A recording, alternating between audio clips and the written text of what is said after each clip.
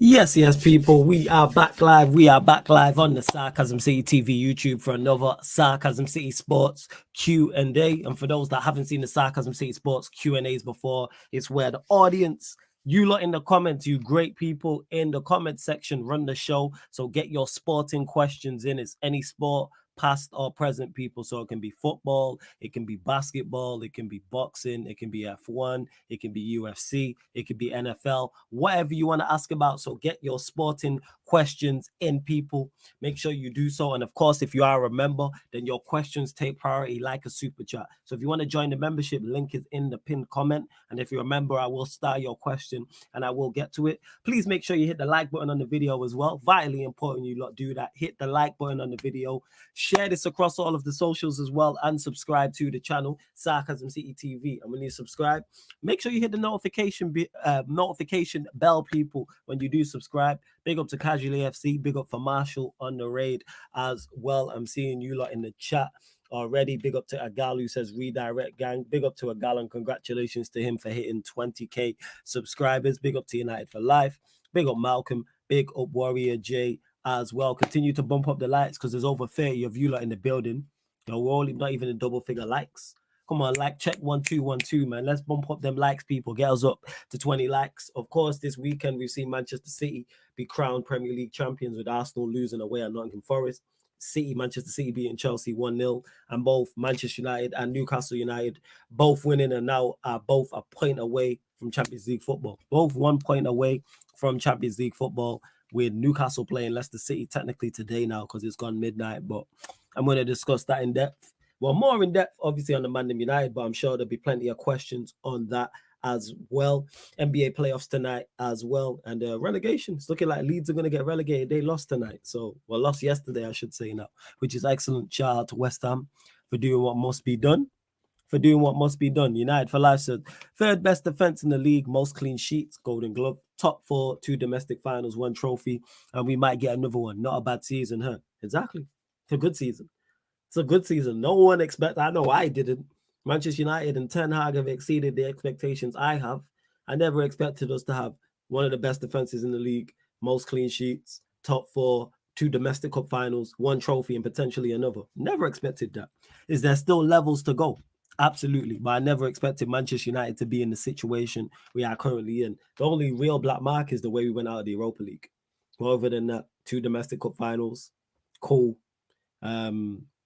Overachieved league position as well. So yeah, no qualms whatsoever with that. And all the theatrics and drama and all the major conversations because we lost 2 games in a row for the first time since the opening 2 games. Will Manchester United finish top 4? We bottling it. It's 10. Remember Ten Hag out last week, people. Last week, Ten Hag out was legit a conversation because we lost 2 games in a row. 1 to Brighton, 1 to West Ham. Now all of a sudden we're 1 point away from confirming Champions League football, and we play Chelsea on Thursday and then we play Fulham obviously on the last day of the season.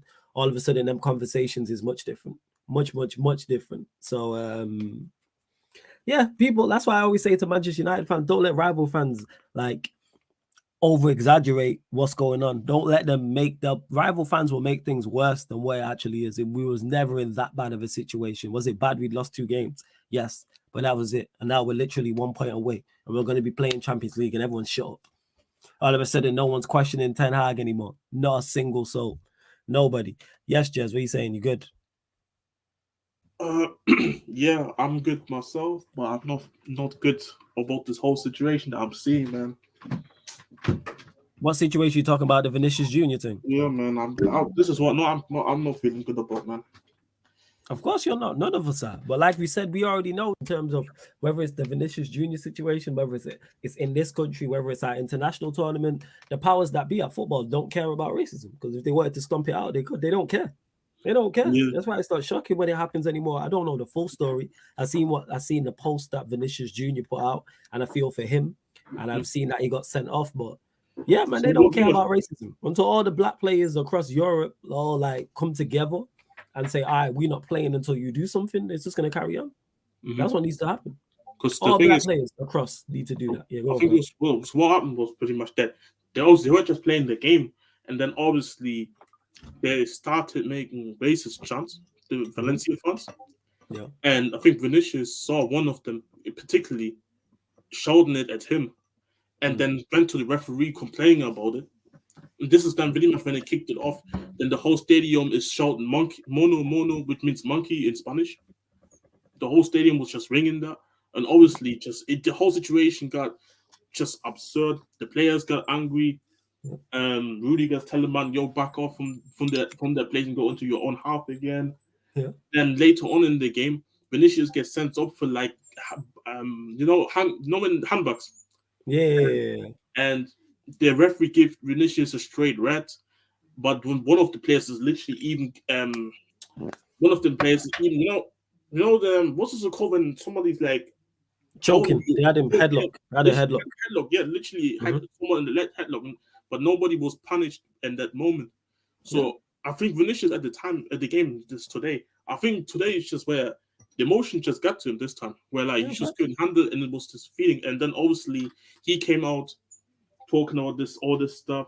You have reports saying that apparently his people considering wanting to leave Real Madrid, which Fabrizio already came out saying that's not true. Shame to those people who are using the situation to make fake news. And then the La Liga president himself talking about pretty much telling Vinicius that he shouldn't be crying about it if he doesn't even come to these meetings that he was supposed to turn up to. But I quoted that tweet and saying, so you want him to go to meetings where you're telling him that he should stop dancing after scoring a goal, and then tell him, yeah, we're going to do something. Just give him pretty much empty promises. I wouldn't go to these meetings either if I was in Vinicius' situation. Like, again, like, I mean, over here in England, like, we'd be doing the kneeling. Like, bro, I don't even care about the kneeling no more. That's why at the time when Saha refused to kneel, I was with him because, like, it's not going to help anything with the situation. Just kneeling after for like 10 seconds or something before kickoff. So, and then you have just loads of just other people. You have the Valencia chairman, the spokesman, talking about how it's on Vinicius, why is he encouraging those people to even just call him that way, monkey and stuff, being racist to him? Why is he telling man that why is he telling the Valencia fans that they're gonna get relegated? By the way, that happened after he got racially abused, that he told that they're gonna get relegated. Funny enough, because Araujo from Barcelona, he was also telling man and was also doing the 2 sign with the fingers showing that they're gonna be in the second division next season, Valencia. So he did it too, ironically, but the Shaman didn't have a problem with that doing that. But anyways, you just have so many people pretty much not agreeing. So many people hierarchies in the Spanish league not agreeing with Vinicius, not being on Vinicius' side, but trying to protect the player, or protect its product, but actually going against the player and saying, why are you making these people angry to even encourage these people to do this? But he's not encouraging man to be racist to them. He's doing it of a way to kind of calm themselves down, in my opinion. Because I know certain men who do it, they're trying to, instead of being affected but in showing that they're affected, they maybe sometimes go to stuff like gestures, like Vinicius telling them man that they're going to get relegated, to kind of put the emotions away and put the anger, instead of putting the anger by showing his sadness, showing them that just watch these months where he's gonna get off the pitch and then be off, and then off the camera, off the pitch, then he's probably gonna be very emotional about it. Yeah, and like legit, that's what's like. They don't care, and it's not just the Spanish FA and certain Spanish players and managers and players and coaching staff and things of that nature. It's just the footballing world in general. The hierarchy don't care about it, because like I said, if they wanted to stop it, they would.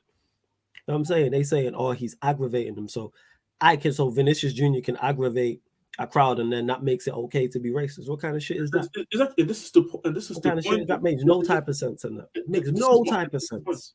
That's what my point. Like, what is this? What is the president talking about? In terms, and even then, that happened after he got racially abused. It wasn't like he was encouraging it before that, because Madrid was losing 1-0. They were trying to push for the equalizer. Oh, see, okay, I didn't. Yeah, they lost. Obviously, they ended up losing the game 1-0. I mean, the league's pretty much over, but the whole situation just went mad just mad. And apparently there's no report saying that how Madrid are even willing to take La Liga to court and stuff or for sports. This whole situation, and it just went mad today there. Yeah, and that's what it is. And legit, my thoughts on it is already the same. If you condone that in any way and think it's okay to be racist to somebody because of them aggravating you, and I put aggravating in quotation marks, you're a dickhead. Simple as that. Exactly. You know what I'm saying, if you think that's okay, die slow. I legit mean that from the bottom of my heart. If you think what has happened to Vinícius Júnior is okay because of his actions, die slow. That's all I'd say to that, because it's absolute nonsense. That is the reason and excuse being used in regards to, oh yeah, it's okay to be racist to him because he's aggravating. Like, no, it's not. Absolutely not. Absolute nonsense. Like I said, let me repeat that. Die slow if you think it's ever acceptable to be racist in any form, shape, or fashion. Not hearing no defense of it. I'm saying the same way I'm so strong in my what's the called? In my thought process on the Greenwood situation and anybody involved in that type of thing, it's the same with racism.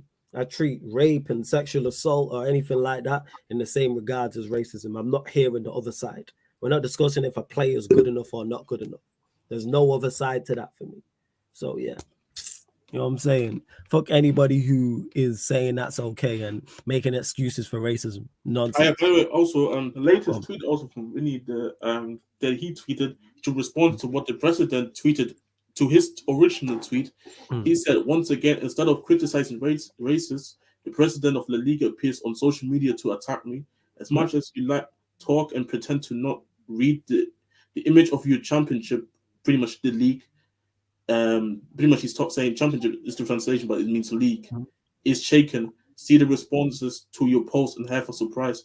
Omitting yourself only makes you equal to racism. I'm not your friend to talk about racism. I want actions and punishment. Hashtag doesn't move me. And this is what I said, and this is what even Zaha himself in the podcast talk about, how kneeling and putting hashtags out there to say no to racism. Yo, it's not going to work. Yeah. Not going to work. That's why I don't do it. That's why I'm up with the kneeling and the hashtags until everybody's ready to come together and actually do something of sort to stop it. It's just going to carry on. And like I say, it will be another incident, not necessarily with Vinícius Júnior or necessarily in Spain, but it'll be here or maybe Italy or maybe during an international tournament. Which is the funny part as well, because obviously Vinícius, because he's just a big name in the sports, so obviously we saw it and he plays for Real Madrid. But the amount of black players I've seen this season getting abused, who are not as big as Vinícius, but they're still footballers in the end of the day as well, and they're still also humans that get abused. But obviously it doesn't attract as much as this situation. But that's why overall it shouldn't be just an issue. It's everywhere an issue. Just that sometimes you don't hear about it because it's just at a smaller place, but it happens so many times in football. It's just mad. It's just mad. And this is you see it with Vinícius as well. Like I've seen when you check his stats in the Champions League, he only has like 1 yellow card all season. But in La Liga he has 10. And it's not like Vinícius is a player that is out here tackling man. Like it's not like he's like a destroyer as a DM or so. He's a winner. Also when you're getting 10 yellow cards. I hear exactly what you're saying. What I'm saying, fuck this, and yeah, bro, man. Just to but I'm sure people will ask questions on it. We'll probably get some dickhead pass through as well who will be blocked and say, "Well, what about what he did and all this nonsense?" Until they band together, you know what I'm saying. And when I say this, the power is in the players' hands. All the black players in Europe are like, right, we are not playing until you do something about this. Something will be done, guaranteed. Until it hits their pockets, that's when they'll change it. And if all the black players of every single European club, or every single European club in the top divisions, in the top 5, top 6, said, now we're not playing, guarantee you they find a way to stop this. Guaranteed. It's all about money. Hit their pockets. But before we continue, you lot, over 60 of you lot in the building. Let's bump up the likes. We're only at 20 likes, man. We slow off the mark. I know it's the end of the week. But hey, let's bump that up. Let's double that. Let's get up to 40 likes. Like check 1212 and subscribe. We're at 6,460. Looking for 5 new subscribers, people. 5 new subscribers. So there's over 60 of you in the building. Hit the subscribe button. Hit the notification bell as well and get your questions in. Ray says, did you see Haney versus Loma? Judges cheated Loma. That seems to be the general consensus from Twitter, but no, I didn't manage to watch it. I only watched like half of it. So I'm gonna have to go back and actually watch the full fight and see. But I'm seeing the majority are saying Loma got cheated. I've seen other people saying it's close. So yeah, but that's boxing for you. As much as I love it, there be fuckeries going on, like with in certain big fights some of the time. Flawless would have liked to have seen United secure top four sooner and in style, however, nice in a way to let Liverpool think that they had a chance. You're a joker. But yeah, we should have done secure top four, but the fact that we pretty much got it done now, that's all that matters. Flawless and Jez, what is your prediction for the Celtics Heat game 3, which there will be a watch along for tonight as well? What are you saying, Heat Celtics game 3? I think that Celtics take one today, and then I think fourth game what's it called? Obviously Miami wins it, but yeah, today I think Celtics. First, I think the Heat make it 3-0. I do. I think the Heat, and then I think the Celtics take game 4. I can see that happening. Have to credit Bournemouth and Forest. I had them down early. Did you? Yeah, I did. Hey, salute to Bournemouth. Salute to Nottingham Forest as well. Them two clubs were at general consensus they were getting relegated. So salute to both of those clubs. Managers, squads did the business, and because of that, it's looking like Leeds are going to get relegated. So salute to them even further. Yeah, as long as Everton win, from what I'm understanding, I think Leicester and Leeds are gone then. Yeah, Leicester have to win. Pretty much have to win today against Newcastle. Come on, Leicester, because we still trying to chase down third. So yeah, I need them to do the business. Hey, big up the GOAT, Floyd Mayweather in the cup, large up every single time. RSV, big up to you as well. Let's see. Someone had some more questions for you. I had a question for you as well. It was in regards to the game. Brentford, Mary was from Warrior J. Warrior J, I didn't watch the game. I went gym early on that day. I saw early kickoff. I said, yeah, I'm not doing early kickoffs. Yeah. And then, we lost the game. That will happen. And to Ibrahim, who says, overall, it's a good season. Dot points are big defeats against City and losable. Yeah, I hear you, Ibrahim. Warrior J says, Flawless, who's your underappreciated player of the season? Doesn't have to be a Man United player. Oh, just in general. Well, obviously, I'd pick a United player. Probably Varane. Varane's had an extremely underrated season for us. Say Varane. Because we're seeing the difference that Varane makes even now, even without Martinez. Yes, Victor, what are you saying? I'm good, man. Just tired. Yeah, man. Love that. Warrior J says, Jazz, I have a question for you. Are you still concerned about Tottenham if they still get a new coach? Oh yeah, of course. Because like again, the ownership that we have, it's always going to be a concern regardless who comes in. Like we could have Pep Guardiola come in, and I would still be concerned because would we even make sure we're making the right decisions to back the manager? And I talked about it already. That's why I wasn't too sad about Nagelsmann. That pretty much Nagelsmann said no to us, but they kind of hide it by not going into these talks, so they got the official rejection out there everywhere. That's why they didn't go in for Nagelsmann and try to actually talk to him. But see, my hope is, from what I'm hearing from what I'm understanding or hearing, is that there are apparently, obviously, director of football is coming in, but they want to change a lot of things that is coming down to the recruitment system, and they want to kind of model the Brighton and the Brentford model more. So, which I always said, it kind of fits to our club because we are not the type of club that can attract superstars, but I do think we can attract good players. Issue is that we always just buy the players that just don't fit the manager or can long-term fit multiple managers. It's more about system players rather than actual. And I heard that we want to apparently change to more of data-reliant recruitment now. So if this is all true, and I'm hearing as well that they want to get rid of a lot of players, contracts are getting ripped apart apparently. If this is all true, I think there's all encouraging signs. So yeah, whoever comes in and these things are happening, I think it could be maybe a start because it's just really toxic now. It's really toxic now in the situation. Like I talked about it last time, I think, on the yesterday watch along and game yesterday. How I was talking about how it's the last day of the season, and when you go and just type on Twitter, lap of honor Tottenham, the whole stadium was pretty much empty, and it's the last game of the season. And we have some coming out talking about how it sounds shameless from his perspective to say it, but literally begging the fans to stay after Leeds, even if you lose, so they can at least club the fans off. this whole toxic the situation is. This wasn't even this bad after the Jose season. So I think people just realize maybe that it's just too much that needs to change. So do I have the confidence? No, but I would just love to just be proven wrong for once, innit? No, first. Big up to KLFC. Love to see my Bajans in the building. Big up. I said Southampton, Leeds, and probably Leicester. Which player from each club would you take for Man United as depth signings? I already said Maddison. It's been well known. From Southampton, if we don't sign Kim Min-jae, I'll go get Bella Kotchap. I like Bella Kotchap definitely as a squad player. Leeds, no one stands out. There's no one at Leeds I say, yeah, go and get. Go to you, Victor, on the same question at Chelsea. Those three clubs. Is there anyone you look at? Oh, yeah, I couldn't forget Lavia as well. Forgot Lavia. It's crazy. But yeah, Ed, Victor, to you. Same question to you. Yeah, Leeds, probably no one. Can't really think of someone on top of my head. I'll get. Well, probably Nomto. Okay, yeah, Nanto's a shout. Yeah. You like Nanto would be a shout.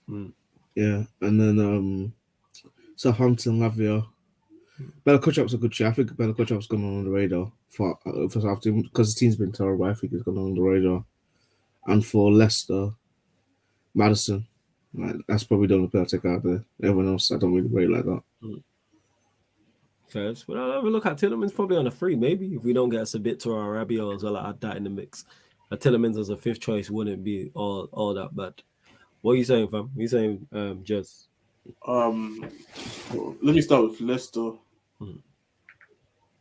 I would say Maddison, but considering how I kind of look at our squad right now, I would actually pass on Maddison just because I think we kind of have to kind of go younger in terms of players and kind of build. And I don't think if Maddison is cool enough in building. So Leicester, I'm taking nobody, to be honest, this time. Maddison would be the exception, but yeah. Leeds, I'm taking Ginotto, 100%. I would consider Tyler Adams if he would sell somebody like Højbjerg. And then, yeah, after that, from Leeds, not really. And then Southampton, there's like a lot of them I can take. I take Icarus, Kyle Walker-Peters, Basuno, Bella Ketchup, Mohamed Salisu, and obviously Lavia. Yes. Hey, good question, Owads. Good question. Big up to Joe R. Says, up, bro, would you start a weekend team versus Chelsea? Maybe Garnacho starts and we experiment with Sean Varane just to get the team to familiarity for the final. No, I wouldn't play a weekend team against Chelsea. Like somebody already stated it, I'll just get that victory, get Champions League secured over the line. And then if he wants to make changes against Fulham, cool. But even if he played two strong teams, a strong team against Fulham, it's a whole week. There's all a whole week to prepare for the final. So a week is more than enough for rest, even if they played 90 minutes on Thursday and played 90 minutes on the Sunday. So it's third is still up for grabs. Yeah, go on, Victor. I said it will make a difference anyway. Pep basically played like his BT with a lot of light skins and youngsters, and we still got beat. I don't think it will make a difference. We're just not good. Yeah, like I wouldn't run the risk of playing a week. I wouldn't give Chelsea any form of hope with that. So yeah, play your strong team. Maybe play the team you would play against City. But however, the game plan is going to be much different playing against Manchester City in the FA Cup final rather than Chelsea at Old Trafford. So I don't think the two really go hand in hand. Same for Fulham. You're not setting up. If we was away at to City or we're away at Arsenal or we're away at Liverpool, then maybe you look to play a similar team to what you're playing against Manchester City because the tactics are much more likely to be similar because you're going to do a lot of work without the actual football. Whereas these two games, you're not going to be... The plan won't be to go out there and give up the ball to Chelsea or give up the ball to Fulham. That being said, Fulham did bop us off the park, but that wasn't the plan. When we played them in the FA Cup quarter-final, we were just terrible. That was nothing to do. That wasn't the game plan. It wasn't, give Fulham the ball and hit them on the counter-attack. No. So when I start Garnacho, no, I'd bring him off the bench again because that's what I'd want him as anyway. Maybe if you start him against Fulham, cool. But I'd bring him off the bench against Manchester City. I'd actually play Rashford through the middle. I wouldn't put Rashford up against Kyle Walker. I'd have him play against whether it's Diaz, whether it's Laporte, whether it's Aki, whether it's Akanji, whoever. Because Kyle Walker on that side, no. You know what I'm saying? Like maybe if do you start Garnacho, but then you limit your options off the bench. I'd probably go Sancho, Anthony, Rashford. That'd be my front three. I wouldn't play Garnacho. I wouldn't start Martial in the final either. And I'd start Rashford in particular through the middle and look to down the channels. I'm saying over the don't against Walker. Walker's, you know what I'm saying, he's suited to that. He's suited to that. But hey, over 90 of you lot in the building. What's going on, man? With these likes, how we only at 27 likes? Get us up to 40 likes. Hey, mods, get everybody liking and subscribing, please. This is way too slow. Man. Clearly enjoying the content. Let's bump up the likes, man. This is way too slow, man. What is happening? And subscribe to the channel. We had no new subscribers, and there's over 90 of you lot in the building. Hit the subscribe button if you are indeed new, because you have to hit the subscribe button to be in the comment section. Anyway, you have to be. Let's see. Well, Joel says I'd Rashford run from this point. Way too risky if he gets injured. It's actually been decent, to be honest. Like in terms of his injury record, he's not been injured too much this season. But Varane also needs momentum. Just came back from injury, playing against Chelsea and playing for 60 million against Fulham. Yeah, over Salisu. Yeah, I take Bala Kotchap over Salisu. I don't think there's much in it. I've just not watched Salisu like that. That's all it is. Yeah, no, I personally feel like Bala Kotchap is better than Salisu, personally. And I think he would fit United more than Salisu anyways. So, yeah. Yeah. United for Life says Dortmund will win the Bundesliga if they win their next game. I watched their full game today. They play very attractive football. Why is no one talking about their manager, Edin Terzic? Because people didn't know about their manager. I didn't know his name until you. By the way, people don't know this is second stint as Dortmund as well. Is that Dortmund United for Life? That's why. Is that Dortmund? Yeah, like, that's not gonna. You don't move the needle. No disrespect. This is not. It's true what you're saying. To be honest, like, but I think if they can, if they can secure it on Sunday, I think this is then when he get his credit, because I remember his first spell ended, but came back. I was even talking about how I don't know about Terzic as the manager. So that's why he was always on the low key, more like, yes, sometimes he gives you good stuff, but then tactics, sometimes instructions are inconsistent, substitution inconsistent. But if he can secure the league title, I think he kind of will get probably his rep up. It's just that certain managers, they have to build their rep, like Ten Hag, obviously Dutch league with Ajax, and he had a good record in terms of making it far in European competition, which Terzic didn't do. So it's harder for people to kind of just, based on the Bundesliga, to judge, just to be like rating a manager that's not at Bayern Munich. Nagelsmann was the exception. First, and yeah, like he has to now. If he wins Bundesliga, his name will get mentioned. If he wins Bundesliga, then he'll be on the radar. It's like, oh, Borussia Dortmund won their manager such and such. But you have to go and do something. You have to go win a La Liga or go win a Europa League or go far in the Champions League. You have to do something of substance. Yeah, good questions, man. Carry on getting the questions in. Would you take Vlahovic at United, says Fads? No, I wouldn't. Very similar to the Kane situation. I'll just pay some power, man. I've said that's the profile I want. To Adam MUFC says, Flawless, I saw you say on Saeed's channel you thought it was a good performance. Do you actually believe that? I thought we were awful. Yeah, of course I believe it. That's why I said it. Of course I believe it, number one. Number two, yeah, it was a professional performance. Defensively sound, no complaints. Midfield was good. We just kept the ball ticking over. Only criticism I have is we didn't create more chances. And the chances we did have, we didn't take. But it was a professional performance. I don't know what much more really we could have done outside of creating more chances. Taking more chances. And I always say, if my only criticism of the team is taking chances and sometimes creating chances and or taking our chances, that's it. Defensively solid. For the way everyone was going on about our away record, we limited Bournemouth. We created the one chance there at the end when De Gea made a good save, but it was professional. It was a good, solid away performance. Yeah, I don't know what more you was expecting out of him. Maybe you can tell me. I don't know, because I don't know why people don't rate this side and will say the players are not good, but then be surprised when we don't put in stellar performances. We don't put in stellar performances because these players are just not that good. So I don't like. Even when I was on Saeed's channel that you mentioned, and he said, are the players letting down? Are the attackers letting down Ten Hag? I said no, it's not that good. We're expecting him to reach levels that he can't reach. They have a ceiling. You know what I'm saying? Sancho has a ceiling. Bruno, someone I've been criticized for criticizing, has a ceiling. Who else was out there? Anthony, we don't know yet. Martial has a ceiling. Do you expect Garnacho was bright when he came on? Who else? our fullbacks are not the best going forward. So where's the creativity coming from? I don't get it. Who are these players? I don't think they can play much better than they did. This is why we're battling for top 4 and not battling for a title. I can't pronounce your name. Is it Adewale? Says Martial been getting unnecessary stick. United don't even create multiple chances for the striker. I think the stick he was getting for the game away at Bournemouth, I think that was unnecessary. I think the criticism of him overall has been fair, but I don't think he was bad against Bournemouth. I didn't get that. I don't think any of the attackers were bad against Bournemouth, but people are just going to go over the top some people and just crash on the players just because. Just because.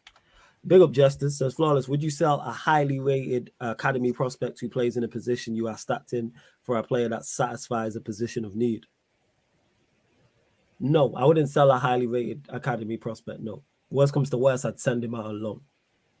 And if I'm stacked in that position, you figure that out. You know what I'm saying? You figure that out, so no, I wouldn't. Go on, fam. I was going to ask you, because I know what Jesse's trying to go at this year. Go on. Because it's the Colwell stuff for Chelsea. Yeah, we're stacked, but there's no quality in that stack. Like, you can't. There's still players that you need to get rid of. You can't. It's only quantity. There's no quality in that defense. So definitely, someone will leave for Colwell to go in. Chalobah will most likely leave. Koulibaly would probably leave. Silva's going to be 40, my bro. Literally this year, he can't play every game. We still need centre backs. You can't just pretend that this centre backs we have now are enough. They're not. They're literally not enough. And even if they're enough, they're not good. The guy who's on loan is going to Europe. We're 11th. We're 12th. So you can't be saying shit like this. Shit like this annoys me. Like, he's an academy, whatever. But he's proven. He's literally proven. The team he's on loan with, who's in Europe, want to keep him. And they just don't want to do that for no reason because he's actually good. Even if you don't keep him, he's linked to Liverpool. Like, he's linked to Liverpool to probably replace Van Dijk. And you want to let this guy go? What, just because he's a DM? Get both. The fuck? Get both. To me, you keep them both. I like Badashile. I'm a big fan. I've seen him. I'm like, Badashile looks good. But having Colwell, that's good. So whether you play a back 4 or you play a back 3, having 2 left-footed centre-backs of that caliber, one of them's going to miss out. I like that. That's good. I would keep them. I would personally keep them both. And this is the key thing as well. Left-footed as a centre-back. There's not many that are actually good. There's not many that are not only to the level required, but also like good, like really good. Like for me, I said already, if you didn't have the beef with Chelsea, I'm throwing 60 million at Chelsea for Colwell right now. Yeah, I like Colwell. I like Badashile. I like them both. Like I said, I've been as bad because I've watched a lot of Chelsea this season, and as soon as I seen Badashile, I was like, oh, they look like they got a player. Like if we didn't have Martinez, I'd be like, when I talk profiles, he fits the profile of what I would like as a centre back. So when I talk about getting a backup centre back to Varane, bring me a right footed to Badashile. You get what I'm saying? Like that's why I don't really talk names. I'm talking more profiles. Like he looks to fit the bill. So yeah, I would keep them both. Badashile and Colwell, you're patterned on that left centre back role, whether it's a back 3 or it's a back 4, and one of them misses out, one of them go miss out. So be it. You know what I'm saying? Step your game up. Step your game up and big up Adewale. I hope I didn't butcher your name, my guy. If I did, apologies. Big up for the generous super chat, man. Much appreciated. He says, Rashford has shot the ball 102 times in the Premier League, only scoring 16 goals. That's a 15.6 conversion rate. Bruno has shot 83 times and scored 8. That's a 9% conversion rate. These 2 players are a huge reason why United don't create quality goal scoring chances. What I'll say to this is, big up for the super chat again. Appreciate it. In regards to Rashford, he's carried our attack this season. So that's why I'm I don't criticize him in particular this season. This is the best season to me he's had in a Manchester United shirt. Because not only has he got goals and assists, he's been surrounded by mediocre in terms of offensively. Like take Eriksen out of it, take Casemiro out of it, even though they're playing from deeper roles. Everybody in the final third of the pitch has at best been mediocre this season. Maybe above average, you can say Anthony. But it's not even like he has an overlapping left back that you can say, he's like a Shaw or Malassi has been bombing on and been incredible going forward. You take out his goals and his assists and his overall play, we're nowhere. We don't win the Carabao Cup. We're not in the FA Cup final. We're not in the top 4. So I can't criticize Rashford for that. Plus, It's around him. He's surprised me this season because I was last season. I was saying, yeah, get rid of Rashford. Don't want to be here. Let him go. I was happy to sell him. I'm happy that he's proved me wrong. I'll admit here and say, yeah, I was wrong on Rashford. And if we get better around him and he performs to this level, we'll get a better him.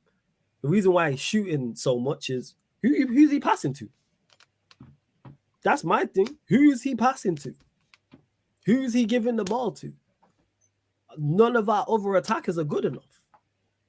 Weghorst, Martial, Bruno, Donny's barely played, Sancho, Palestri's young, Garnacho's a kid. Like, who are senior players? So we'll go Martial, Bruno, Sancho. Anthony, like I said, I think it's his first season, so I give him a little bit more of a leeway. But he needs to get on the pitch more. Who is he passing the ball to is my question to you. And people criticizing Rashford. He's carried our attack.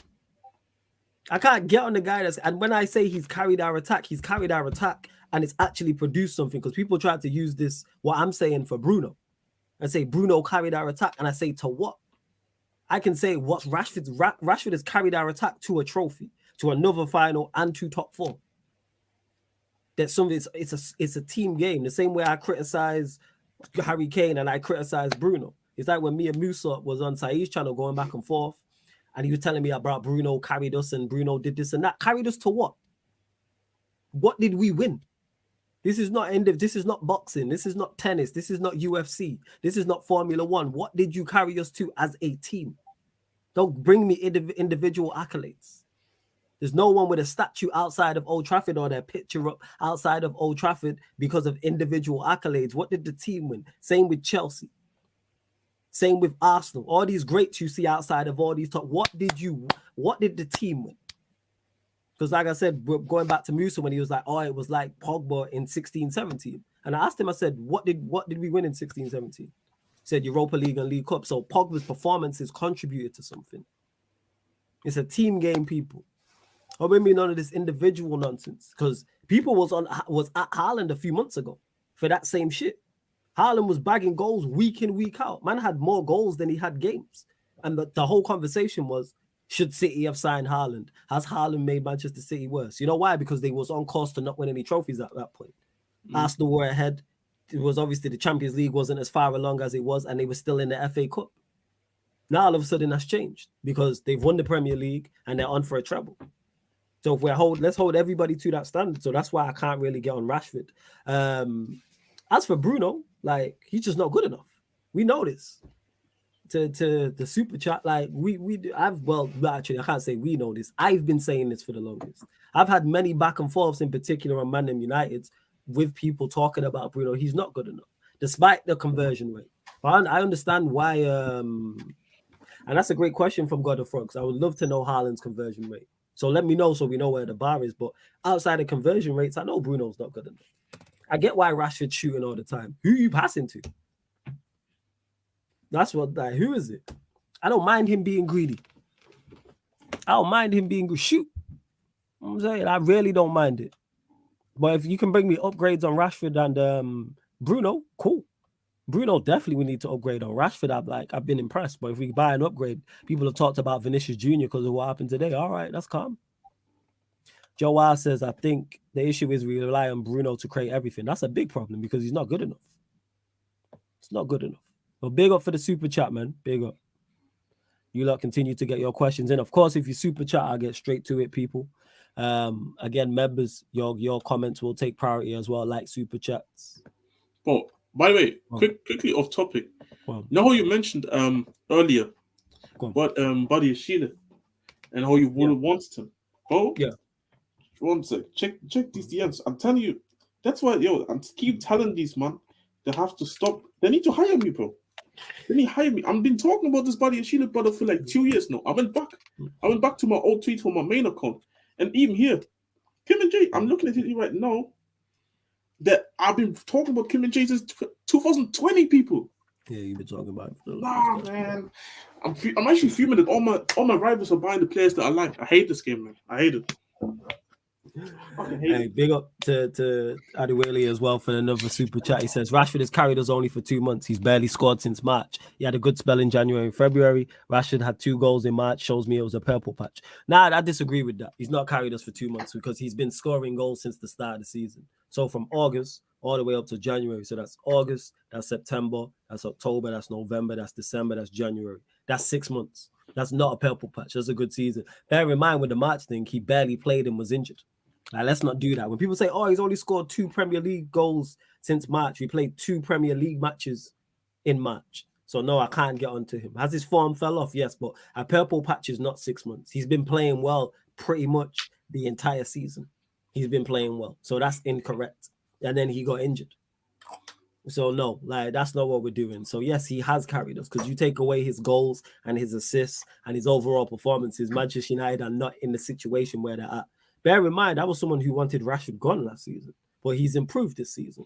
You know what I'm saying? And yeah, again, Rashford has carried the team in terms of goals, but he doesn't offer anything else from the wide position. I think it's due to a lack of a better forward up top is a big problem. No, that's incorrect as well. The fact that Rashford will spin in behind causes teams to drop off, which then creates more space. Because you have a willing runner, that forces teams to drop off, so you have more space to play in. So that gives more space to attackers. So to say he only offers goals is incorrect. That's not the case. That's why, and we've also seen him play center forward at times, where he's held the ball like Spurs, for instance, where he was very good in particular in the first half. So like, let's not do that. You don't get. I think he's double figures in GNA for each. Is it 20 goals, 10 assists, or something like that? So Rashford, something like that. He's put up numbers. I can check. Yeah, he's put up numbers. So this whole thing about it's a purple patch. That's 6 months is a long ass purple patch. Because he's been playing well. He's been playing well. Are we talking about all comps or just Premier League? We can go all comps. Go all comps. Both. Give us both actually. So in the Premier League, he had 16 goals and 5 assists. And Europa League, he had 6 goals, 1 assist. EFL Cup, he had 6 goals and 2 assists. Yeah. See, man scoring in finals and stuff. Like, he's done the business. You know what I'm saying? He's been injured, unfortunately. He has been injured. I'm literally trying to see his like actual appearances to see how many games he's played, how many games he's missed recently. I know he's missed some games. I can't even find it. Hold up. Is it Premier League? Can you pull that up, Jess? What again? In terms of like his appearances recently in the past couple months. So since like the start of March, like what games he's missed and stuff. I'm trying to find it now. I can let me check if I can find it. I'm actually trying to find it to see how many games he's actually played during this. Okay. Actually, I think I can do it this way. Where you ask me how many games he had appeared in. Yeah. So how many matches has he played? You know, it's just like a list from March up until now. Let me go here because I'm here. I'm just checking quickly. I'm actually trying to see. I know he's been injured, so it's like how many games has he played in the past couple months? And his form has dropped off. I admit that. But this is the first dip all season is now. Yeah, because I'm looking here, he was out for. So he's missed 4 matches. I'm looking here. On this app, it only shows the games that he has played, but it doesn't show games that he has not missed. All right, I can tell you in it. So from March 19th to the 31st, he missed 1 game, and then from April 8th to the 19th, he's missed 3. So he's missed 4 matches. You know what I'm saying? Nah, it's cool. No stress, man. It's all right, Months. No worries, man. Big up Months every single time, man. Go subscribe to BSB every single time. So he's missed. Let me actually check United's fixtures. I can just check his fixtures to see. But this whole thing is crazy. And let me get to this. Again, for the super chat says, Haaland shot the ball 114 times, scored 35. That's 30%. No, bro, Rashford didn't miss games March, and those 2 goals, all competitions, not Prem. You can check. Well, I just checked, and that's incorrect. He has missed games in March. I literally just checked. You can go check his injury record on Google. I'm literally looking at it now. From March the 19th to the 31st, he missed 1 match. And then from April 8th to April the 19th, he missed 3 matches. So he's missed 4 matches in the past 2 months. So what are we talking about? Like, we can check this 110%. But my point is, anyway, his form has only dipped to now. His form's only, that's a fact. His form has only dipped now, like as of late. Couple of coincide with injuries as well. Let me actually check. We bump up. So March we played. So March the 1st was. Let me have a look here. See, we go in depth. So the 3-1 game against West Ham, he came off the bench, in which we won. He was off the bench. So then we lost 7-0 to Liverpool, which he started. Betis, did he play against Betis? Yes, he scored against Real Betis. Well, he played well the 4-1 game. So that's 2 starts. 1 good game, 1 bad game. This is March, people. Then Southampton 0-0 at home, where Casemiro got sent off. He did start. He was okay. He wasn't at his best. So that's 0-0.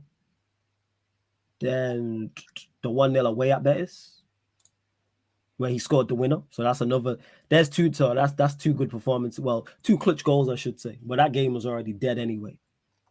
So I'm just looking here to see how many bad games he's actually put together back to back. Right. Let's see. Guys, Fulham, we were awful. Everyone was bad. Let me see if he started. Did he even play? Everybody was bad. Yeah, we did play. He got subbed. Everyone was bad. I ain't going to defend him on that. He was awful. Everybody was awful. We lost 2-0 away at Newcastle. But he was bad. Yep. That's back-to-back bad games. He was bad in that game. 1-0 at home to Brentford, where he scored the winner. Important. Played well. We played well that game, actually, against Brentford. So that's another one. 2-0 at home to Everton. We played well also. He started that game. He played well. Everybody played well. That was another good performance. That's April. Now we're in April. 2-2 against Sevilla. Where Sabitzer scored twice.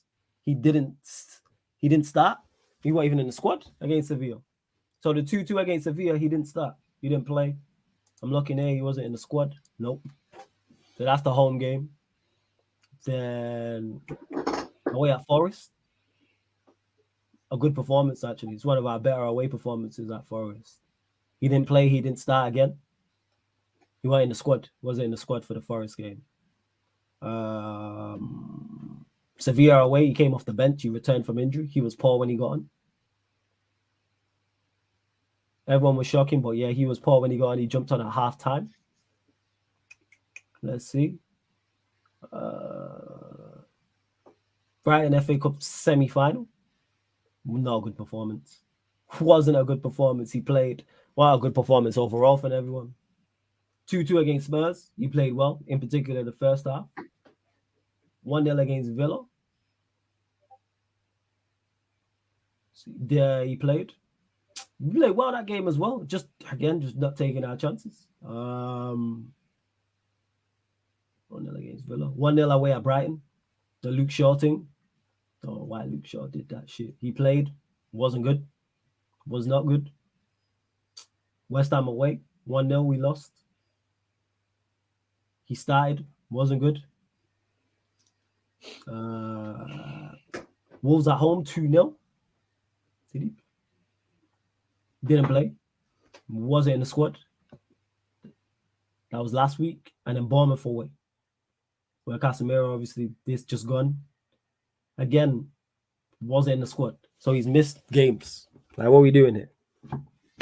This is the type of thing. It's not like he's been playing consistently, even though his form has dipped, because some of them games he was poor. But in regards to this, Haaland shooting the ball and being at 30%, yeah, Haaland's twice the player that Rashford is. Bear in mind, Haaland's a striker, Rashford's not. You would expect him to have the double the amount. Talking about the best striker in the league. Talking about the best striker in the league, arguably the best striker in Europe. The Samson says, but I appreciate the super chat. When will United start controlling games? When we get better players? But does Rashford need to improve? Absolutely. Rashford needs to improve. But let me know wingers, actually. Let me know, people. For wingers, what are the other conversion rates? Give me some of the City wingers, please, for anyone who knows their conversion rates. Let me actually, because the funny thing, I found the website. What's it called? I found the website. Which winger do you want to see? I'm trying to think. Who's a winger who's been playing well? Give me Grealish? Give me Matoma. Matoma? Yeah. What's Matoma's conversion rate? One check. I'm just checking right now. So we can just gauge where he's at. He has a conversion rate of 16.28, but he's on 7 goals. And I just saw So he's Rashford's 1.5% above Rashford. All right. What about trying to think of what about Mo Salah? Give me Mo Salah actually. Okay. Give me Mo Salah. Give me Mo Salah. That's what I want. Salah's conversion rate is 17.76 with 19 goals. And he's the best winger in the league. So he's 1% behind. See, this is what I'm talking about when I say over the top. Can we criticize Rashford? Absolutely. Rashford can be criticized. Without doubt, we can criticize Rashford. But let's not go overboard. Which is funny enough because Rashford is outperforming his expected goals as well this year. See, when we have to do too much. It's also about a lot as well, to be honest. So he's definitely performing even higher than expected based on the stats here. So his conversion rate is not trash then. It's not. It's not far off from like Salah's, for example. Unless we're saying if his conversion rate's bad, everybody's conversion rate's bad then. So then we got to criticize Salah for that. Has Salah not got 20 plus goals and 10 plus assists? Yep. And I think Salah has 19 in the actually something like that. Probably overcome all competition. I literally just seen it. Why am I forgetting this so quickly? Yeah. 1 sec. Because I was just looking at like Son because I was checking it out earlier because I had like a conversation in it. Sons, by the way, if I speak, man.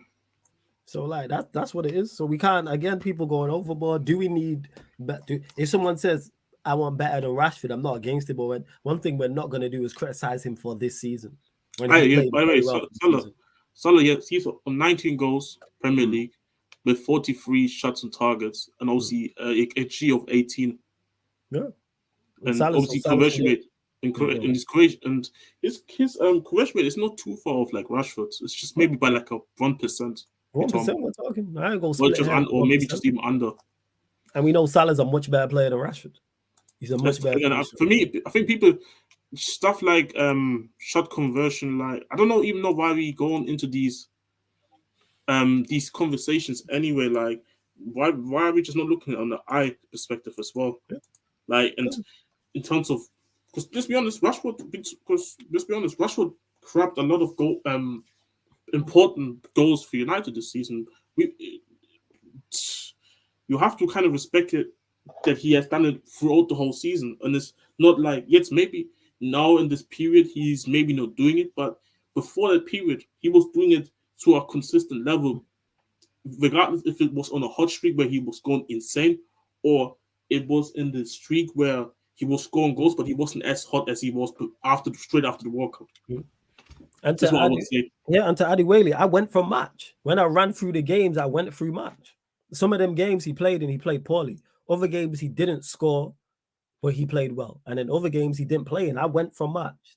When you heard me go through that fixture list, that was from the 1st of March up until now. But again, your point, you going over the top and being excessive because you mentioned his conversion rate. It's 1% below Salah's. So unless we're saying Salah's conversion rate's trash, cool. But then if his conversion rate's trash, who's is good? Wide players. Don't bring me strikers, bring me wide players. Salah's the best wide player or one of the best wide players in the league, as is Matoma. His is better than Matoma and is 1% below Salah's. I went from March. I used the metric you used. But like I said, you don't have a purple patch for 6 months. That's a good form. He's had a good season overall. Well, if you don't just like Rashford, that's cool. But like I'm going to respond back when you say something that is incorrect. And he's been good from August all the way up until March. Yes, he's had injuries and he's had poor performances, but he's carried us. Purple patch don't last for 6 months. That's just incorrect. But big up every single time. Yeah. This whole let's not criticize a player because GNA is how we'll end up with Bruno as permanent captain and selfish players. Anthony is on that vibe now. No, it's both. You have to have GNA, but also be good for the team. You have to have both. And this season, Rashford has done that. He's come up with goals and assists, but he's also been good for the team. Because we played better. So like we played better with him in the side. Everyone performs better. And also, there's something I want to quickly as well to the defense of Rashford as well. Why are people trying to make him want him to be something that he just also not is. He's just a goal scoring winger. Yeah. He's not a winger that you look at. He's not coming into your team to come and to create. Mm-hmm. His main job is to score goals, and he has done it this season. 16. It's just because 16 goals in the Premier League. That's good numbers. I think it's because you see guys like Haaland no score 44 or whatever he is now, like that Haaland guy, and you see Kane scoring that many goals. Maybe that's why it doesn't look as great, but bro, people don't realize 16 goals for a winger is really good for a season. Yeah. It's really good. It is really good. And to Joe says, I don't think there's any difference between Rashford and Bruno. Both frustrating, both greedy at times, both win games for us. I disagree with some of this. Do I think there is a major difference? Major difference is Rashford can create for himself. Bruno can't. Yeah, and one of them is supposed Rashford can create on the ball. Bruno can't. Bruno's better off the ball. Rashford's good at both. And one of them is supposed to be also the facilitator for all the other three attackers. Well, the one is more mainly there to score goals. Mm-hmm. Guess what? Yeah, Rashford sometimes here and there. He can sometimes create for somebody else, but he's not supposed to be a creator for the Man United's team. Facts. Like I look at Son. Son is not a player I look at. I don't judge him because he can't dribble past a player. Well, I do to a degree, but I don't judge him based on that. I don't judge him because he's not getting assists and creating for Harry Kane. I'm judging him because he's failing to score goals on a consistent rate, and even his finishing looks very off. Because I know what type of player he is. So we should be judging players based on what they're supposed to be doing in the team. And I think when you look at Rashford this season, I think he did his job. He did his job this season. He's been there to score goals. He was there. What the issue is that the strikers that United had this season haven't done their job. The number 10 is not doing their job. Mm-hmm. And the right winger is like one just came in this season with high expectation because he came in for 100 mil, and the other guy he was in hibernation for like a couple weeks, if you could literally say. So I think it's kind of unfair, kind of trying to put all the blame on him. It's just what it sounds to me like. Obviously, Sancho gets a lot of blame as well. Martial gets as well, but I feel like this Rashford thing is kind of forced this season. I understood it last season when I was not only listening but seeing it for myself. But this season, I'm kind of just reaching a bit too much for this. You're hella reaching. If you don't rate Rashford and say I want to get better than him, I'm cool with that. You know what I'm saying? But like to go at his conversion rate when it's 1% below Salah's is ridiculous. That don't make no sense. It doesn't.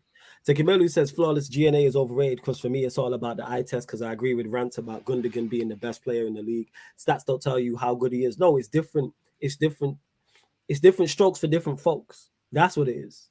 So in regards to this, in terms of GNA matters, because if it's all about the eye test, you end up with a bunch of João Felixes. João Felix on the eye test passes the eye test with flying colors. You know what I'm saying? As a 10, there needs to be a balance with both. Yes, it's a balance. It's both. Why can't we get both? Offer both. Pass the eye test, also pass the stat test. Like I said, João Felix in terms of eye test is probably the best 10. To me, he probably is. If he's not the best 10, he's top 2 in the country. But look at his numbers. He's got 3 goals in 18 games and 1 assist. All this eye test thing is not the way forward. Same way, or the stat test is not the way forward. It's a mix of both. Same way when I talk about pace and power and technical ability, it's a mix of both. That's what it is. Gundogan plays in a different position. He plays in an 8. It's not all about, and he's a quality player, but he don't play week in, week out all the time for Manchester City. Sometimes it's De Bruyne. Sometimes it's Bernardo Silva, De Bruyne, Rodri. Sometimes it's those 3. So this whole thing about, it's all about eye test. No. Because like I said, I keep using him as the poster child. João Felix is the prime example of that. Eye test. His comps are the best comps I've ever seen. Passes all, but man's got Timo Werner numbers. But because he looks the way he does on the football, people don't talk about it. And again, I use him as the example. This ain't to get at Chelsea, but Manchester United were linked with him in January. I had my concerns. Baller, cold, first touch, technique, drop the shoulder, skills. Are you getting goals and assists? So what use is it if you're not creating for the team? Yes, Brian, what are you saying? Oh, you good? It'll be here. Someone just slammed Reece James, will pop up. You know what I'm saying? And to this from Dennis as well. What does the panel think about Jamal Murray? People said Murray's only good in the bubble. He's averaging 35 in the Lakers series. He's doing the business. He's doing very well.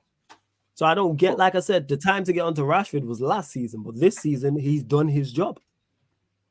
He's done his job and it's contributed to something. If Manchester United had won nothing, I'd be much more critical of him. Because I'm like, all right, you got all these goals and assists, but what did we win? What did we win? Rashford is never going to pass the eye test for some because he's not an eye test player. That's not Rashford.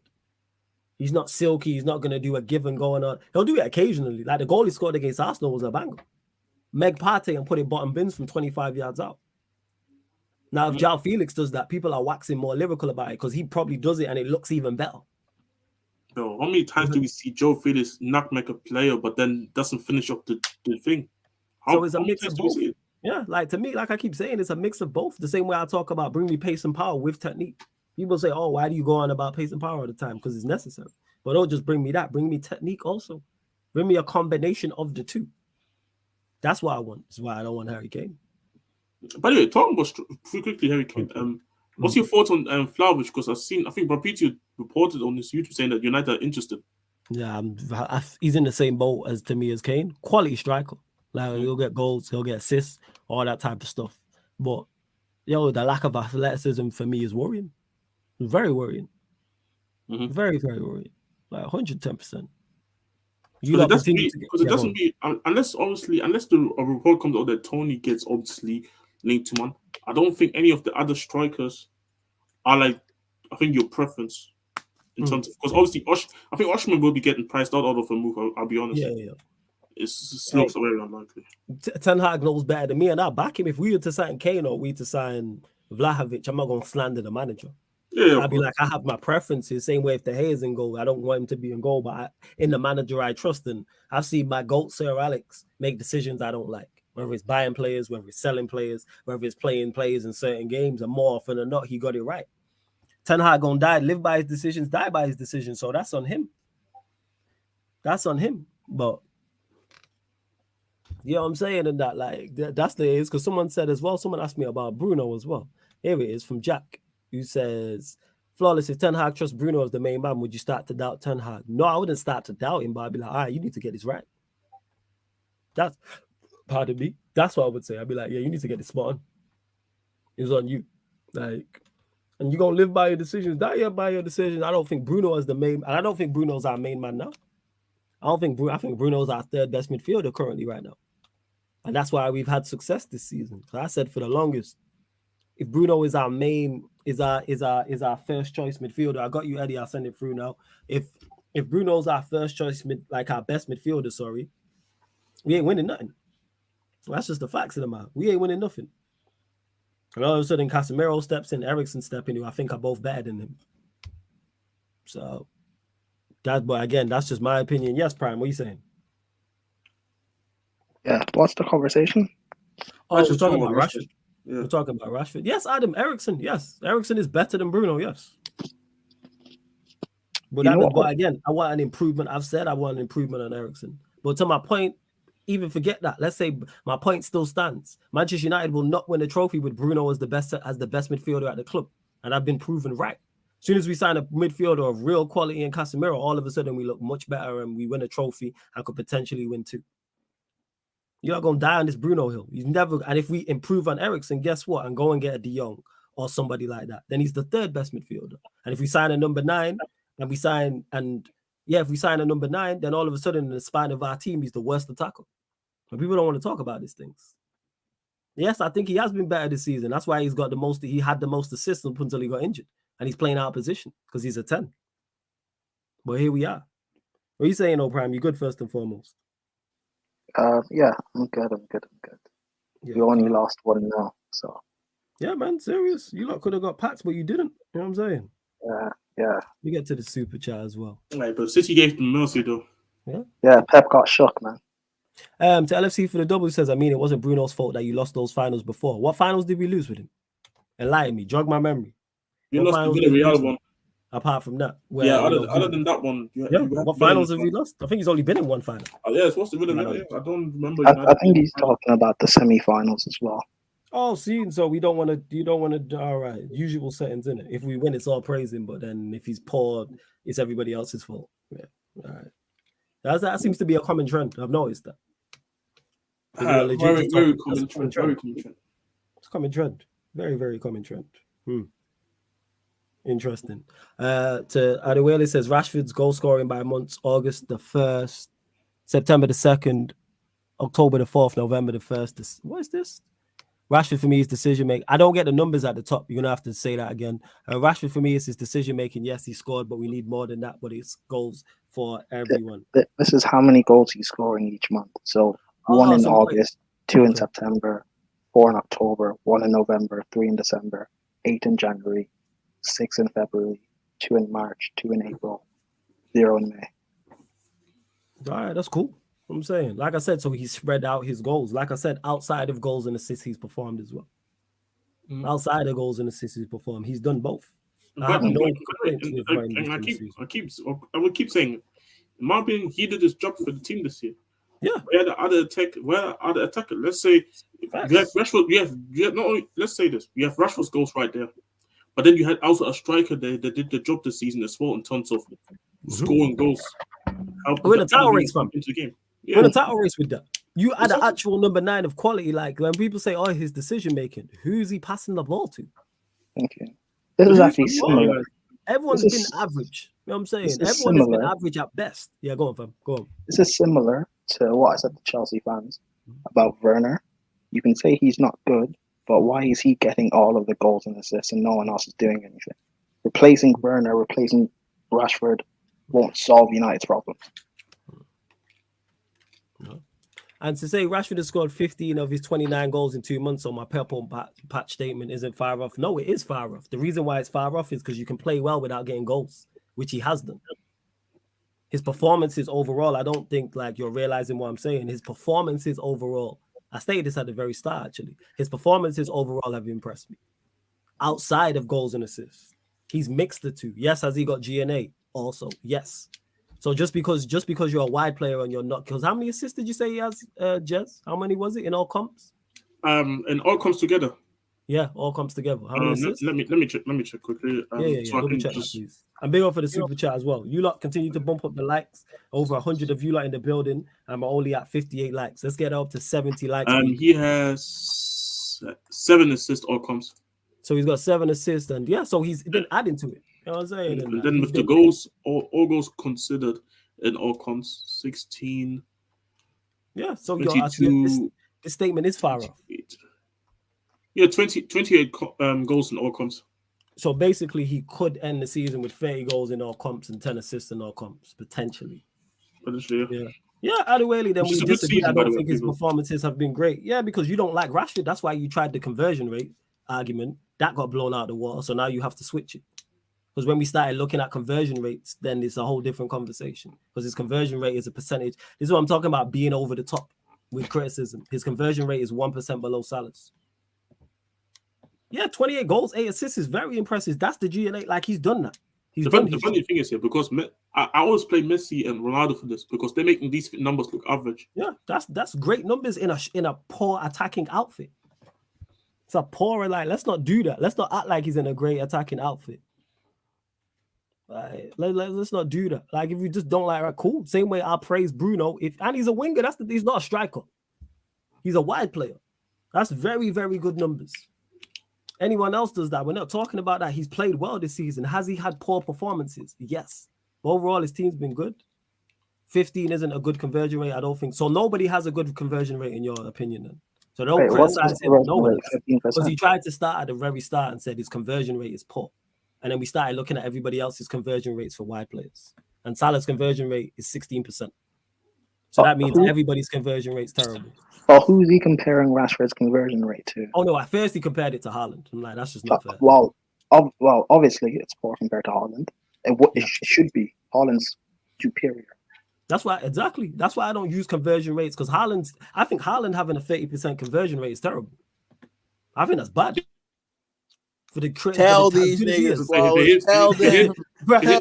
They not ready for this conversation. As good as he is, the quality of his chances and the quality he is, he should be receiving more criticism for having 30% than Rashford for having 15%. Because this is the funny part, because I think at Dortmund he used to have a 50% conversion rate. Yeah, it dropped to like 50%. So how you have a better conversion rate at Dortmund? Like and we've seen, and don't get me wrong, Haaland's quality people. We've seen him at City. My point is the conversion rate argument now makes no sense. So that's now we've now switched to purple patch. That's for me. Not It's a very bad. well. It's a very bad. It's a very bad. Yeah, go on. So for this argument, it's a very bad thing to include for trying to talk about having a bad season. Yeah, he's had a good season, and again, who is he passing the ball to? Well, exactly. Well, who are we talking about? We're talking about Rashford having a good. I think he's had a good season this season. We're talking about Rashford. That's fair. Yeah, I think he's had a good season. You know what I'm saying? Like, how much more? So, a player we don't rate, and a player Adebayo, you said you don't rate either, has got 28 goals, 8 assists, has helped us win a trophy, helped us get to a final, helped us get top 4. Yeah. Overall, I didn't know he had 28 and 8 for the season now. Fam, that's all of that's in all comps. You know what I'm saying? Let me slide in this real quick as a aforementioned, somewhat rehabilitated Rashford hater from this season. Mm-hmm. Look, people, does Rashford give me everything that I want to see from a winger? Mm-hmm. Absolutely not. Absolutely not. But in that attack, am I going to waste time talking about him when I have 3 other scrubs I can talk about? Absolutely not. For the level of Manchester United, like when we were playing our absolute best was just after that World Cup where we had a stretch where we were just winning games. We had legit like a stretch where it was no losses ever. Hadn't seen a loss in a couple weeks. Like we were dominating. Rashford was a big reason why. His part wasn't the overall build-up play. His part was finishing the play. So for him, I'll give some allowance because to a player, do I see again? I'll say it again. Like if there's Vinícius out there, right? It's like asking, do you want Vinícius or do you want Mbappe? Simply put, what do you prefer? Because Mbappe gives you the goals. Mbappe gives you the goals no matter how you ask for him, no matter his attitude, whatever you don't want to see from him, he gives you the goals. Vinícius gives you the overall quality of play that you might be looking for. But in our team, do I need overall quality of play? No, I just need goals, bro. It's real simple.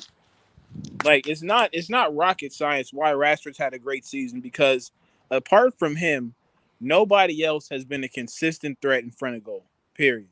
So at that point alone, if you have parts with his link-up play, I get that. But it's like, for what, bro? For what? Like, what do we – again? That's not him. We know the thing is with Rashford, and I'm not opposed to improving on him. I'm not opposed to criticism, but we're not going to go on about conversion rates and him being greedy and him not doing the business and him scoring 15 of his 20 and him being a purple patch player when he's performed well pretty much the entire season. He's dipped off a little bit now, Flaws. No, he's dipped off now, but that's why I said pretty much the entire. Yes, he's dipped off recently. I'll allow you. From August up until March, you performed well. So you said at the beginning of December. Yeah, the beginning of the season and the middle of the season, you've performed well. How many goals and like games where he was our only threat? If somebody could bring up the stats, that'd be dope. Like him before the World Cup and him prior to the World Cup, because that might influence my overall outlook on his performance this season, because I can't remember off the top him being – I just remember after the World Cup when he had that confidence because of how he played in the World Cup, like it rewrote it, and then I think the injury happened and he lost his form a little bit, and then now he's been struggling to find the goal. But the crazy part is, right, the games he hasn't scored, it's not like he's been doing – all that bad, like he's still a threat. It's not the best, of course. It's not peak Rashford, which is what we need right now. But he's still doing his thing. Like, it's weird. It's like the same thing with Anthony. Like, both of them are threats. It's not like they're not, engaging with the defender, but they just can't get that fucking goal to go through the net. That's what it's been like for those two wingers. So, I don't know for me with Rashford, I haven't been his biggest fan for a couple of years now. But then at the same time, I can be honest with you and say there's only, if he's on form, right? When he's on form, there's only so many wingers that I take above him, and they're damn near untouchable. Facts. like we're talking, especially coming off the left hand wing. It's the two that I've mentioned already, Vinícius and I guess maybe I'm gonna be real. You got to add Grealish into that statement because he's been playing out of his mind lately. But it's an argument. It's not like Grealish is clear cut. I'd say personally, Recently, Vinícius and Mbappe. Yeah, definitely. At the start of the season, Grealish wasn't good. Like, let's not forget that. Yeah, no, that's fair. Grealish only turned up now for the last 2 months, 3 months. Like, you have to kind of okay.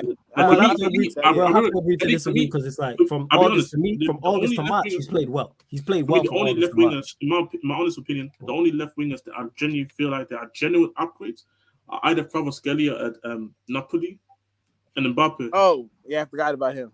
I think these are the 2 obvious ones that I would say. Everyone else, you can have yeah. Oh yeah, Leao as well. Fuck, I've forgotten, but he was over the season. He only turned it up late. Yeah, maybe, but I was joking. I just feel like it's a wash between those two. Exactly. I don't think there's that big of a difference between. I think Leao's numbers look good because, again, he's playing in Serie A. That's all I got to say with that one. I think United fans, you focus too much on Rashford when you I agree. Why don't people talk about Sancho? No one talks about Anthony. Because you know what it is? People like. Because you know what it is, Prime. What do you mean nobody talks about Sancho? What do you mean? No. I mean in terms of like people are going for Rashford. Talk about the other forwards. Yeah, bless up, Jersey. Every time, I don't. That's what I'm lost at. Obviously, because Adewale, he's super chat, so that's why we're in the topic of conversation. And I was, like I said, big, but we just have to agree to disagree. I think he's had a good season. And his goals and assists and his performances have contributed to something. None of our attackers have had an above average season. He's the only one. So that's why his performances have been good. Because if you take him out of it, what is he doing? How have we won games and everybody's been average in attack? That don't make sense. It makes no sense. Somebody must have put the ball in the back of the net. Someone must be creating. Somebody must be getting assists. None of our attackers have had an above average season. I would not give one of our attackers above a 6 out of 10, apart from him. Who else in the final third? So I'm talking your 10s, your wide players, your strikers. Eddie, can you think of one? Would you give any of our attackers outside of Rashford that play in the final third overall this season? The closest one is Garnacho, and he gets a 5. Okay, so Garnacho again off the bench. Substitute. Yes, and again, he's not even senior.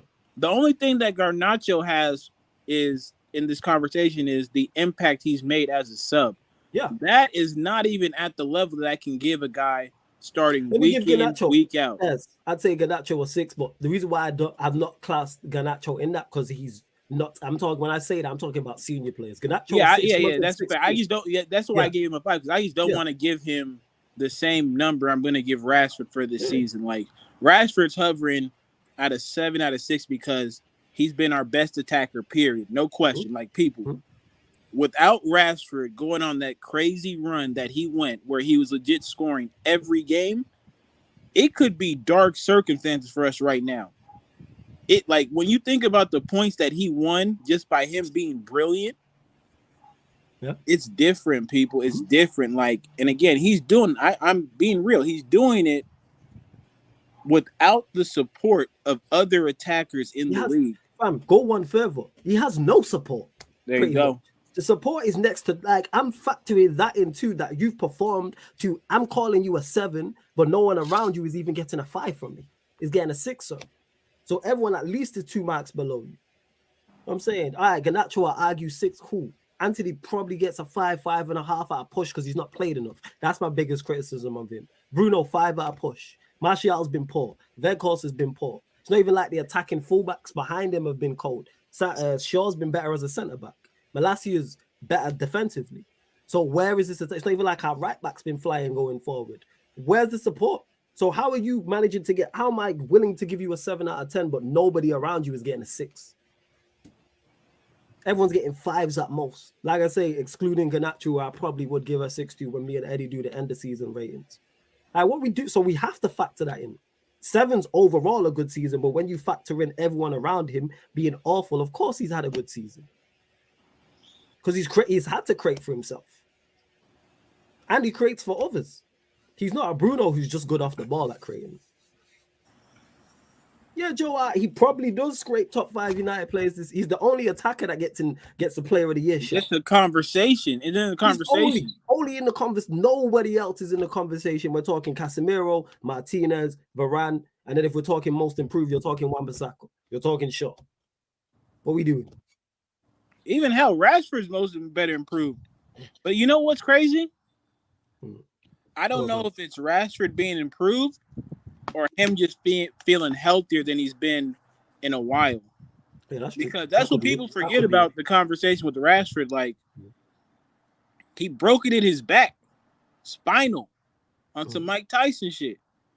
Then you had the shoulder come through, and that was an issue too. And you was playing with Ollie, who acts like, we playing on FIFA with no fatigue, no injuries. So everybody's just playing 90 minutes, 95, 90 plus of his injury, of course, with the injury time.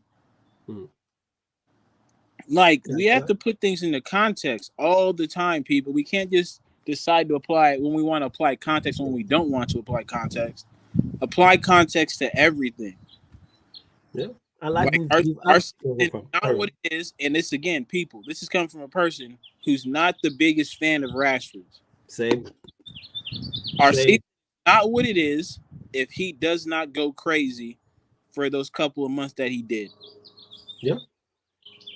And overall from that, like I said, what do we ask? Whether the players are playing well or systems, we ask you to perform to a certain level, which he has done for the vast majority of the season. You don't get all them goals and assists by accident, because it's not like who's creating for him. It's not like he's just stop padding penalties or something and things of that nature. Yeah, I would, Adam. Yes, I would put Casemiro above Rashford this season. Let me get to this super chat. I'm not letting the Casemiro's fall off in form, like discredit that. I want Ten Hag to get a whole new squad, just like Pep, Klopp, and Arteta have done. I'm tired of all these players, all of them. Yeah, either way, you're new here, so this is why you don't know. Me and Eddie have spoken on this in depth in regards to. I want a whole new squad, pretty much. I'm not in disagreement with you whatsoever, but what I'm not going to do is take away from what players have done, whether I rate you or not. Like, I'm not a big fan of Luke Shaw, but this season I have to give him credit for when he's played centre-back. Have to give him credit. And hey, you lot continue to bump up the likes before we close out, people, before we close out. Let me see if I missed any questions from any members. Big up for the super chat. Yeah, go on, Vic. Yeah, no, for Carol, I my dip as well. Yeah, all right, bless up, yeah, every time. Yeah, bless up. Yeah, bless up. It depends if Ten Hag is here long enough to get a new squad. That's true. Depends on ownership and things of that nature. You right? 110%. Without doubt. Well, like I said, I'm not going to criticize the player for playing well and it's contributed to something. You could legit have 2 trophies. Yeah, that's what it is. And back to what I was saying about like Bruno and Eriksen, because man mentioned it. The point is we need an upgrade on Eriksen. And once we get upgrade on Eriksen, Bruno's our worst midfielder. If we sign a Harry Kane, guess what? He's our worst attacker on the pitch. And all of a sudden we look much better.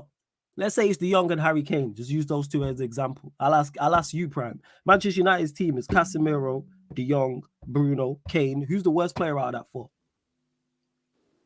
Bruno. All right, cool. Just to make sure, the reason why I asked you, you're the non-Man United fan, to make sure I wasn't going crazy in it. That's what it is. That's what we've always said. We've always said that's their level. Because listen, we go on stream after stream after stream, and we watch this team, people. We watch this team every fucking time they decide to show up, and we tell you what we see. Shout out Chelsea. Shout out to King Louis in the building, and we tell Lions you, FC, let's go. Even with the Chelsea people, but it's the same shit. We tell y'all. These players are not that fucking good to defend as much as y'all do. The proof is in the pudding. Like, who's still playing football right now? Who's still playing fucking meaningful football right now? Look at the talent level of those players, and then look at your squad and come to the actual realization that they're not that fucking good. Yes. This is why when people say, oh, it was a good performance, like when they hear me say, oh, I thought it was a professional performance against Bournemouth, and then people complain about our attackers. So you think our attackers are good? You think they're at a level that, like, we know this. We know they're sure. Like, we've watched them. We're in game week 37, people. Like it didn't Hell, take us to we're in game week what? We're in game week what? And y'all still asking these questions. Game week 37, man. It's like, all right, maybe they're just not it. And I had to come to that realization. I overrated some of these players a couple of years ago. 110%. 110%. The manager we had did have them looking worse than they actually are. But yeah, I definitely did. Well, I mean, United fans, so I'm gonna give you a benefit. I'm gonna give you a benefit of the doubt. I'm like, all right, let's see if we can get more. I still stand on by what I said in terms of this group is good enough to go and win the second and third tier trophies. They're good enough to go win FA Cups, League Cups, Europa Leagues. Yeah. Flawless. Do you know how long it took Chelsea fans to realize our attacker's not good enough? He had to be below 10. Yeah, but you know, at least you guys score goals. Be happy. Yeah, the fact that your fan base don't Barely. defend your attackers is crazy. That's Barely. crazy. I don't get that in the slightest. Did you see what Casemiro had to do for us to get one goal? Hey, at least you score. Motherfucker hit the Jet Li mid-game. He did, yo. Top corner. I'm like, what the hell is going on? He did.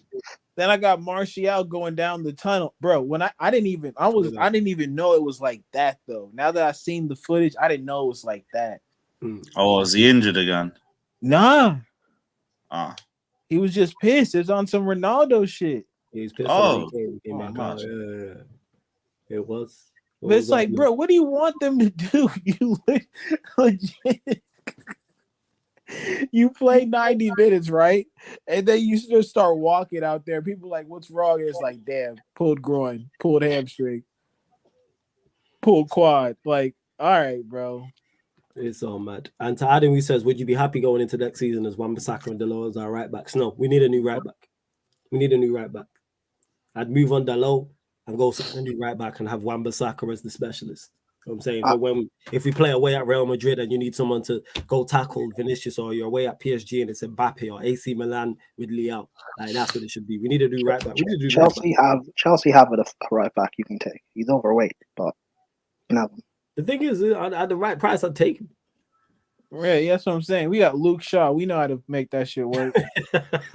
We talking about overweight and shit. We got Luke Shaw. I mean, what you're doing right now to make Luke Shaw work. Like, you're playing Luke Shaw centre back right now. Yeah. But the thing is, I think Reece James is a centre back. He's built like a centre back. In a back three, yes. In a back two. No. In a back two, I think he can do it because I think Reece James is defensively better than Luke Shaw. Flawless. So, yeah. Two fat centre backs is not power. No. I'm not saying those two together. You know what I'm saying? No, this guy's a dick. I'm saying no, this guy's a dick. I'm saying we got Martinez Varandas getting up there. You feel me? This guy's an idiot. My point is that Reece James, I believe, if the fact that I'm sat here saying Luke Shaw can play in a back four as a left-sided centre back, Reece James is much more capable because he's better than Luke Shaw. So he's definitely capable of doing it. I think that's his best position. I think it's in a back three as a right-sided centre back, but he's capable of playing. But they're built the same. It's just that one's right-footed and one's left-footed. But they are built the same in stature. You know what I'm saying? That's why you always calling them both fat prime. You're a slide guy, but here we are. Hey, Lizzo and Adele at centre back. Let's go. Hey, I'm not involved. I'm not involved. Adele didn't put the work in. Lizzo, we still. True. What are you saying, though, Lewis? You good? How was the game before we close out? Because we are going to close out shortly, people. I mean, we didn't get battered. There you go. We were still fucking shit in the first half, at least. Second half, we had enough chances, but like just typical Chelsea shit decision making in the final third. But thankfully, Arsenal bowled it against Forest because we would have got battered if that wasn't the case. Like they just rotated everybody. Would have given us an actual chance to take something from the Etihad, but our idiot manager thought we're going to rotate as well. Or no, don't say that. Backer manager. Prime, fuck off, man. Prime such a troll. The vibe shit, we got your point. Fuck off. Honestly, it's dead now. Okay. But like I was saying, same shit decisions from Lampard week in and week out. The guy brings Chukwuemeka back from the World Cup just for 10 minutes against City. He says the players have 3 games to prove themselves as a manager, but he plays the same players that have proven that they're shit every week. So whatever, same uninspiring bollocks, we move. I don't care. At least we didn't get battered. We're probably going to get battered on Thursday.